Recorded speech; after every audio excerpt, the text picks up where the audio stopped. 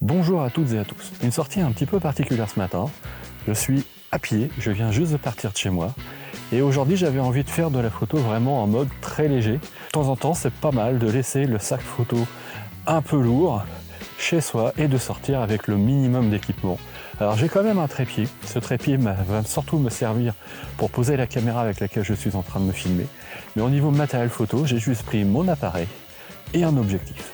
Donc en sortant comme ça avec un minimum d'équipement, ça va m'obliger à changer mes habitudes en matière de réglage et de méthode de prise de vue. Donc c'est ce que j'ai l'intention de partager avec vous aujourd'hui. On va parler essentiellement de photos à main levée.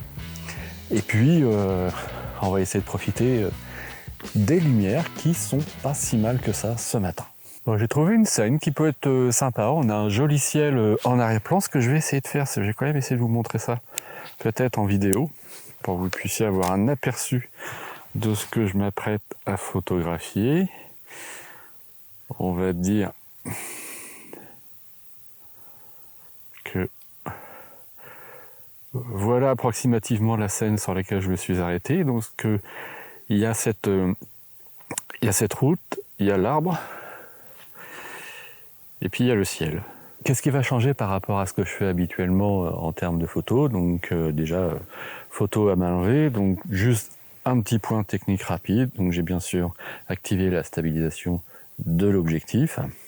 Je vais être prudent sur ma vitesse. La règle veut qu'on soit à une vitesse qui soit au moins égale à la focale, mais cette règle peut être légèrement dépassée du fait de la stabilisation des objectifs qui nous permet quand même de gagner quelques points en vitesse. Je suis repassé en mode priorité ouverture, juste pour histoire d'être un petit peu plus réactif, parce que la lumière est changeante. D'ailleurs, elle est tellement changeante que je pense qu'il ne va pas falloir que je tarde à faire une photo. Et puis, comme d'habitude, là je suis à F9, je vais faire le point sur le petit arbre qui est là, clac, et je recompose.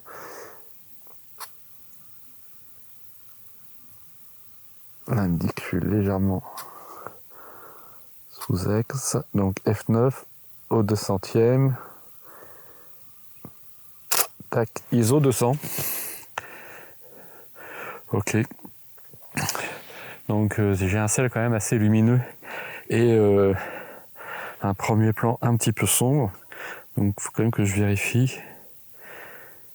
Ouais, je pense que je peux avoir un petit peu de compensation d'exposition ici. Pour ouais, j'ai pas besoin de refaire mon point, ça il n'a pas bougé, c'est l'avantage justement. Hop. Je vais peut-être refaire une prise comme ça, avec une compensation d'exposition à plus un tiers de stop. C'est de recadrer la même scène. Tac.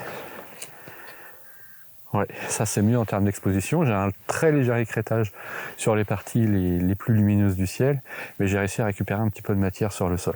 Alors oui, comme je disais, j'ai pas besoin de refaire mon point, parce que comme j'ai décalé la mise au point de mon appareil sur la touche iPhone, une fois que ma mise au point est calée et que moi je me déplace pas, je peux continuer à prendre mes photos sans pour autant la refaire. Donc c'est aussi l'avantage de séparer la mesure d'exposition qui maintenant se fait uniquement avec ce bouton-là, du point qui maintenant se fait avec le bouton iPhone. Allez, on continue la petite balade.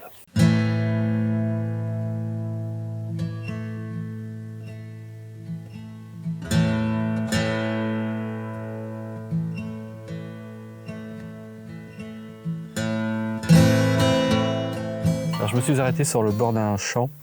Et ce que je trouve intéressant, on a ces traces de roues de tracteur qui donnent un côté un petit peu abstrait. Et je trouve que ça peut être plutôt sympa. Alors j'ai deux idées de prise de vue. Soit j'isole une roue, soit je prends les deux. Alors je vais essayer les deux. Et là, cette photo, telle que je la vois maintenant, enfin telle que je l'anticipe, je la vois directement en noir et blanc. Parce que je pense que c'est vraiment déjà un jeu de texture sur cette image. Et je pense que le noir et blanc va bien lui aller, justement, pour se concentrer uniquement sur les formes et les textures. Je vais faire une première photo en mode portrait. Alors, comme tout à l'heure, je vais essayer de vous montrer un petit peu en vidéo ce que je prévois de faire. Donc on a dit en mode portrait. Tac.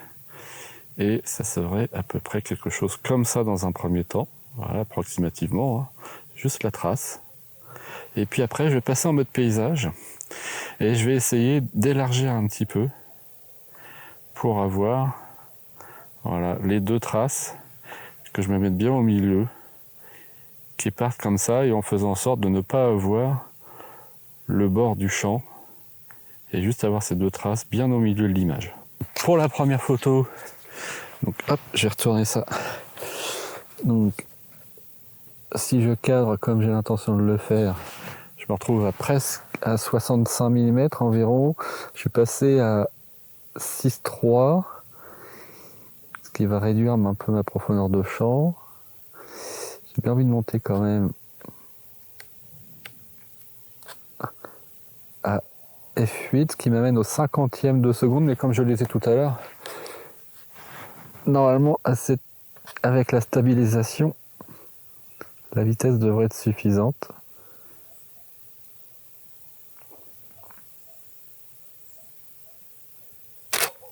Voilà pour celle-là.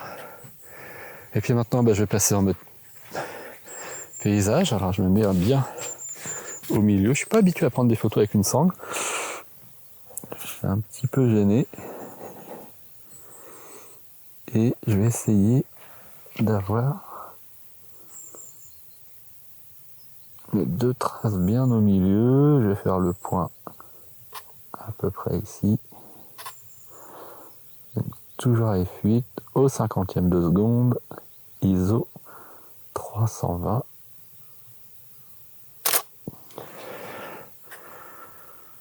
Alors, je suis pas très bien placé. Je suis pas assez équilibré. Voilà. Là c'est mieux.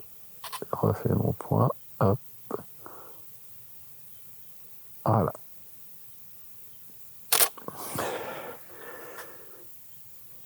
Ouais.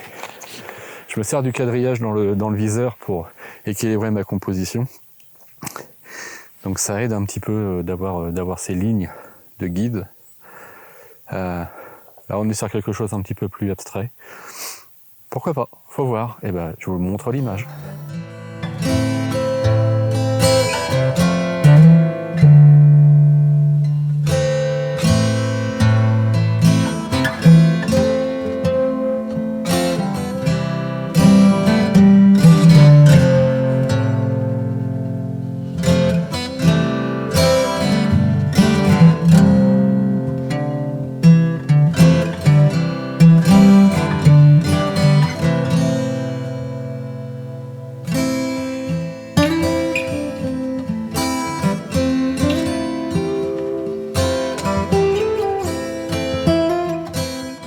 Alors j'ai trouvé une autre scène un peu sur le bord de la route. Il y a ce champ en face de moi. Je vais vous montrer ça en vidéo dans quelques instants.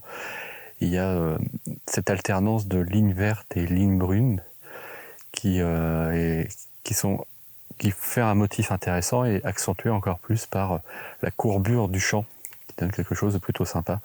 J'ai un premier plan devant moi que j'aurais pu peut-être éliminer si j'avais une focale plus longue. Donc comme j'ai pas d'autre choix que d'utiliser ce premier plan, je vais m'en servir.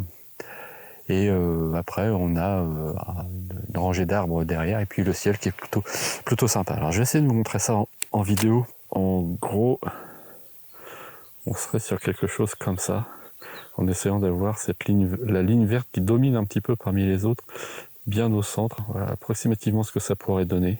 En sachant que sur cette image, je viens de changer le ratio d'aspect pour être en 4/3. Vous savez que depuis quelques temps, j'apprécie ce ratio d'aspect pour les photos en mode portrait. Donc, hop, on va retourner ça. Je vais cadrer mon image comme ceci. Voilà. Je fais en sorte d'avoir mon premier plan visible, un petit peu de ciel, la ligne verte bien centrée dans l'image. Je fais le point en plein milieu du champ. Je fais F5-6, j'ai une profondeur de champ assez faible, enfin une ouverture assez grande, ce qui va flouter pas mal le premier plan. Et je suis au 200e de seconde. Tac. avec une petite correction de l'exposition pour éviter d'aller cramer le ciel.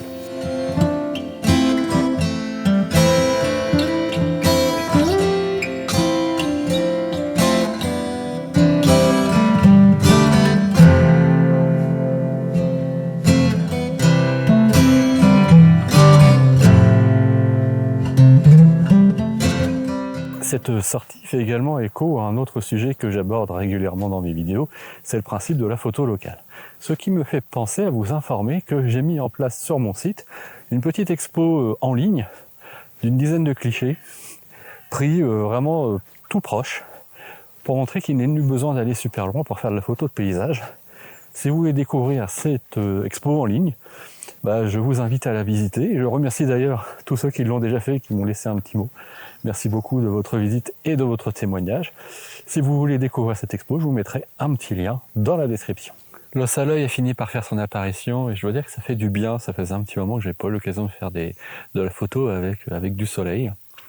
Et j'ai fait demi-tour et je suis revenu à un endroit où j'étais déjà passé tout à l'heure. Mais au moment où je suis passé la première fois, le soleil était caché dans les nuages. Et là, la scène devant laquelle je me suis arrêté ne pouvait exister qu'avec de la lumière. Donc la première chose sur laquelle j'attire votre attention, c'est l'aspect bénéfique du demi-tour lorsqu'on fait des balades. Je trouve que c'est plus intéressant que la boucle, parce que ce qu'on voit dans un sens, on peut le voir différemment dans l'autre sens. Et ça peut vraiment donner des idées, quelque chose devant lequel on passe quand on vient, on ne va pas avoir le même aspect lorsqu'on revient et qu'on repasse devant. Ou simplement le fait de repasser devant la même scène avec des conditions lumineuses différentes peut nous faire changer d'avis sur le potentiel que peut avoir une scène. Donc ça, c'est un point que je trouve intéressant. Je me suis donc arrêté devant ce groupe de chênes. Alors en général, quand je fais de la photo d'arbres, j'essaie de faire en sorte que les troncs soient séparés. Donc c'est ce que j'ai réussi à faire ici. Mais il y avait une petite difficulté, et je vous montrerai ça en vidéo. Je vais essayer de vous faire ça bien. En fait, on a deux chênes qui sont très proches l'un de l'autre. Et il suffit que je me décale un tout petit peu. Alors je vais faire attention parce que je suis quand même sur le bord de la route. Si je me décale un peu, vous commencez à percevoir qu'il y a un tronc qui apparaît derrière l'autre. Enfin, je me décale beaucoup plus pour vous montrer ça. Je ne vais pas trop m'éloigner pour rester dans le champ de la caméra. Vous voyez, il y a un deuxième tronc qui vient se mettre juste derrière celui-ci. Donc ce que j'ai fait, c'est que je me suis positionné de façon à ce que les deux troncs soient superposés pour n'en faire qu'un seul. Et donc là, on a un espace suffisant entre tous ces arbres pour avoir une composition, une image assez claire. Il y a juste peut-être ce chêne vraiment tout derrière qui bouche un petit peu une partie du paysage. Et bon, ça va, c'est pas trop gênant. Alors en termes de réglage, là c'est assez simple, hein. F9, je suis au 250e. Je suis encore à ISO 200, mais je pense que là je peux facilement repasser à ISO 100, ce qui m'amène donc au 125e, F9. J'essaye d'être droit, tac, et tac, on y va. Petit coup d'œil sur l'image pour vérifier la composition. Il y a une ombre qui me gêne un peu sur le côté droit de l'image. Qu'est-ce que c'est? Ah oui, d'accord, c'est oui, forcément c'est la route qui part et donc il y a une partie avec des arbres un petit peu à l'ombre, ce qui fait un petit peu un bandeau noir dans l'image. Ouais, ça serait mieux si peut-être un peu plus serré au niveau de la focale. Là, je suis à peu près à 60 mm. Ouais, 60 mm, ça fait quand même serré. Je vais desserrer un tout petit peu. Ouais, là, je pense que ça va être mieux. Tac. Ouais, je trouve que ça fonctionne mieux.